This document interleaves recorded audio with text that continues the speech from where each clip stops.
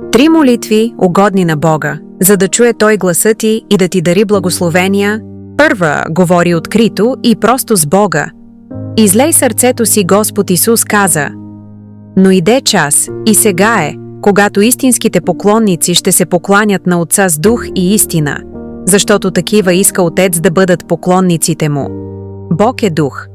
И уния, които му се покланят, с дух и истина трябва да се покланят. Втора, научи се да се молиш с фокус върху духовния растеж. Господ Исус каза. И тъй, не търсете какво да ядете и какво да пиете, и не се съмнявайте, защото всичко това търсят народите на света. А Отец ви знае, че се нуждаете от това, но търсете Божието царство и всичко това ще ви се прибави. Трети, моли се, за да останеш твърд в свидетелството си и да угаждаш на Бога. Писанието казва. Тогава Йов стана, раздра дрехата си и обръсна главата си. И като падна на земята, поклони се и рече: Гол излязох из утробата на майка си. Гол ще и да се върна там. Господ даде, Господ отне, да бъде благословено Господното име.